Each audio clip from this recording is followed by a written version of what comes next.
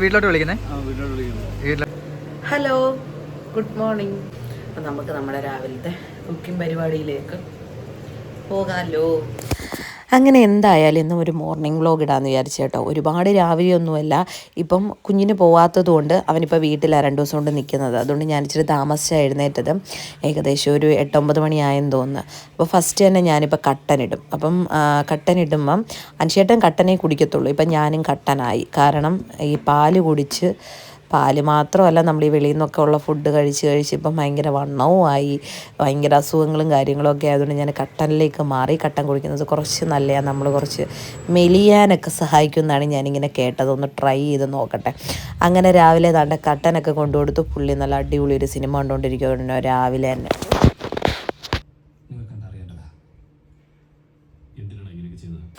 എനിക്ക് ഈ സിനിമ ഭയങ്കര ഇഷ്ടമാണ്. പക്ഷേ ഈ രാവിലെയൊക്കെ നമ്മളിങ്ങനെ നെഗറ്റീവ് കാണുമ്പോഴേ ആ ഒരു ദിവസം ഫുൾ അങ്ങനെയാണെന്നാണ് കേട്ടോ എൻ്റെ ഒരു ഇത്.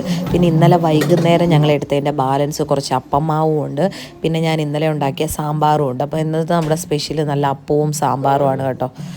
അതെല്ലാം എടുത്ത് ഫ്രിഡ്ജിൽ നിന്ന് വെളിയിൽ വെച്ചിട്ട് ഒന്ന് തണുപ്പ് മാറട്ടെ. ആ സമയം കൊണ്ട് ഞാൻ കട്ടൻ കുടിച്ചു കേട്ടോ.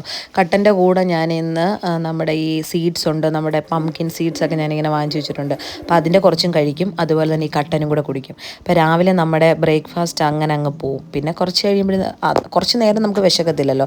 ഇവിടെ നിന്നാണ് കേട്ടോ ഞാൻ TV ഒക്കെ കാണുന്നത്. പിന്നെ എൻ്റെ കുറച്ച് ചെടികളൊക്കെ ഇവിടെ നിൽപ്പുണ്ട്, കറിവേപ്പില, കറ്റാർവാഴ, അങ്ങനെ കുറച്ച് ചെടികളൊക്കെ ഒന്ന് പോയി നോക്കി.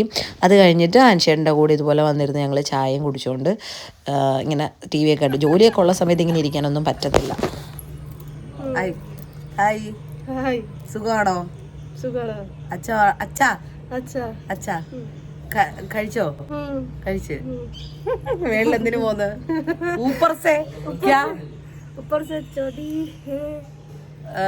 ക്ലോത്ത്. ഓക്കെ. അങ്ങനെ വെളിയിൽ ഇങ്ങനെ കഥ തുറന്നപ്പോഴാണ് നമ്മുടെ താഴെ താമസിക്കുന്ന റാണിയെ കണ്ടത്. അപ്പോൾ പുള്ളിക്കാരി ആരോടും മിണ്ടത്തില്ല കേട്ടോ. കാരണം പുള്ളിക്കാരിക്ക് നമ്മുടെ ലാംഗ്വേജ് അറിയത്തില്ല. അങ്ങനെ ഞാൻ ഓടിപ്പിടിച്ച് വീഡിയോ എടുക്കുന്നതുകൊണ്ട് എൻ്റെ അടുത്ത് വന്ന് 2 സംസാരിച്ചതാണ്. പിന്നെ നമുക്ക് എല്ലാം ഉള്ള പരിപാടിയാണല്ലോ, ഈ ആഹാരം വെക്കുമ്പോഴാണല്ലോ ഈ സ്റ്റൗ ഒക്കെ ഒന്ന് വൃത്തിയാക്കുന്നത്. എൻ്റെ സ്റ്റൗ പഴയ സ്റ്റൗവാണ്. ഇത് അനുശേട്ടൻ്റെ വീട്ടിലെ സ്റ്റൗവാണ്. അപ്പോൾ ഇതിനകത്ത് നമുക്ക് നല്ല രീതിയിൽ ഗ്യാസ് സേവ് ചെയ്യാൻ പറ്റും. ഒന്നാമതേ ഞങ്ങളുടെ ഒരു ചെറിയ കുറ്റിയാണ്. അപ്പോൾ അതുകൊണ്ടാണ് ഞാൻ ഈ സ്റ്റൗ തന്നെ ഉപയോഗിക്കുന്നത്. അപ്പോൾ ഇത് ഞാനിങ്ങനെ ചെത്തി മിനിക്ക് വെച്ചേക്കും. അതിൻ്റെ ഇടയിൽ കൂടെ ഞാൻ സാമ്പാറും ചൂടാക്കി, അപ്പവും ചൂടാക്കി.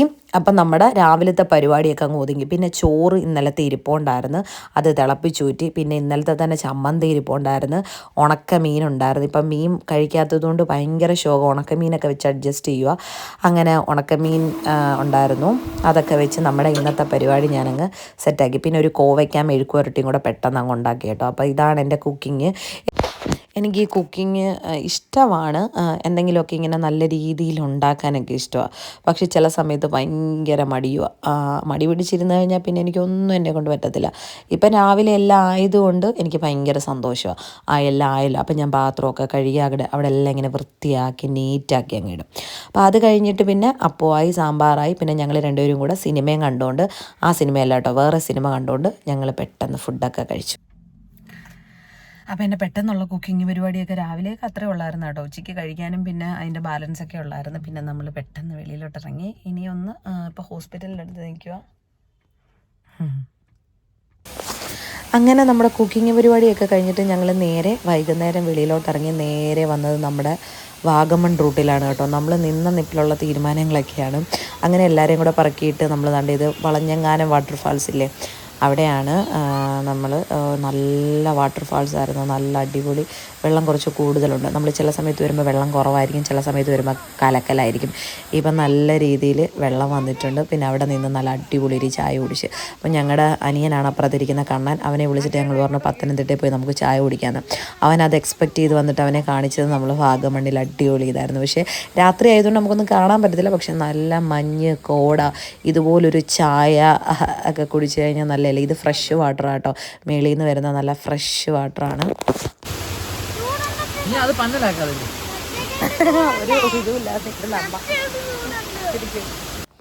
അങ്ങനെ അവിടുത്തെ വാട്ടർഫോൾസ് കണ്ടതിന് ശേഷം നേരെ നമ്മൾ വാഗമൺ, മൊട്ടക്കുന്ന്, പൈൻ വാലി അവിടെ ഒന്നും കയറാൻ പറ്റിയില്ല, ക്ലോസ്ഡ് ആയിരുന്നു.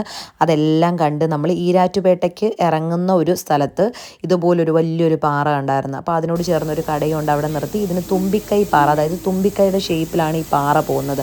രാത്രി ആയതുകൊണ്ട് നമുക്കൊന്നും കാണാൻ പറ്റത്തില്ല, പക്ഷേ രാത്രി ആയിട്ട് പോലും അടിപൊളി പാറക്കെട്ടിൽ നിന്നൊക്കെ ഇങ്ങനെ വെള്ളം ഒഴുകുന്നുണ്ടായിരുന്നു. സൂപ്പറായിരുന്നു. അതിനോട് ചേർന്നൊരു കടയുണ്ടായിരുന്നു. കടയിൽ കയറി നമ്മൾ നല്ല കട്ടൻ കാപ്പിയും ബ്രെഡ് ഓംപ്ലേറ്റും ഒക്കെ കഴിച്ച്. അപ്പം പ്രതീക്ഷിക്കാതൊരു യാത്ര പോയി, അത് സൂപ്പറായിരുന്നു.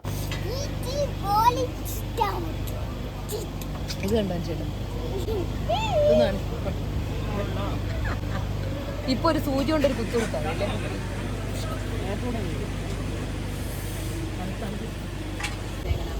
12-1 മണിയാവും നമ്മൾ എങ്ങനെയൊക്കെ പോയാലും. അതിനും ഭേദം രാത്രി വന്നെല്ലാം കണ്ട് നാളെ രാവിലെ നമ്മുടെ പരിപാടി നോക്കിയാൽ ഇല്ലേ കേട്ടാ, ആർക്കും കുഴപ്പമില്ല. രാത്രിയിലാണ് ഇതിന് ഉറപ്പില്ല.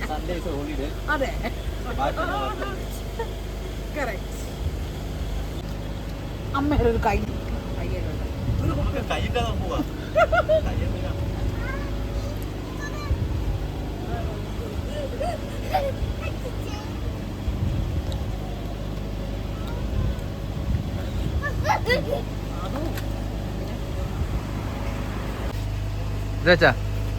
വീട്ടിലോട്ട് വിളിക്കുന്നേ? വീട്ടിലോട്ട് വിളിക്കുന്നില്ലേ? ഇവിടെ റേഞ്ച് ഇല്ലാത്തണ്ട്. ഇവിടുത്തെ എത്ര കിലോമീറ്റർ കിട്ടും? 7 കിലോമീറ്റർ കിട്ടും. 7 കിലോമീറ്റർ കിട്ടും. ആ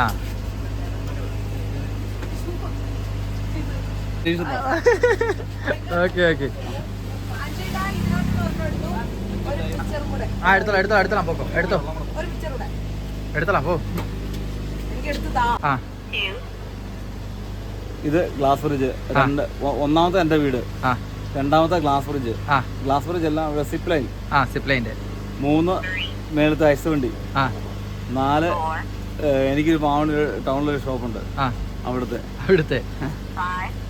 5 അത് അഡ്വഞ്ചർ പാർക്കില്. 5 ഉള്ളത് എനിക്ക് കണക്ഷൻ ഉള്ളത്. ബാക്കി 36 കണക്ഷൻ ഉണ്ട്. ആയിട്ടില്ലല്ലേ? 7, 8, 9, 11, 12, 13, 14, 15, 16. 36 കണക്ഷൻ ഉണ്ട്. 36 കണക്ഷൻ ഉണ്ടല്ലേ? 36 എണ്ണമായിട്ട് എനിക്ക് കണക്ട് ചെയ്യാൻ പറ്റും. പക്ഷെ എനിക്ക് ആകെപ്പാടെ 6 എണ്ണമുള്ളൂ. ഇവിടുത്തെ കണക്ഷൻ അത് മതിയില്ലേ? എനിക്ക് വേണ്ട ബന്ധമുള്ളൂ. ബാക്കി നമുക്ക് അവരുമായിട്ട് നമുക്ക് എന്തെങ്കിലും ആവശ്യമുണ്ടോ നമുക്ക് സംസാരിക്കാം. റേഞ്ച് ഇല്ലാത്ത അടിപൊളിയല്ലേ? അങ്ങനെ ഇവിടെ റേഞ്ച് ഇല്ലാത്തതുകൊണ്ട് ആ പുള്ളി ഉപയോഗിക്കുന്ന ഫോണാണ്. അതങ്ങനെ പുള്ളിയോടും കുറച്ച് സൊറ പറഞ്ഞിട്ട് നേരെ നമ്മൾ വീട്ടിലോട്ട് പോയി. അപ്പോൾ അത്രേ ഉള്ളൂ. ടാറ്റാ.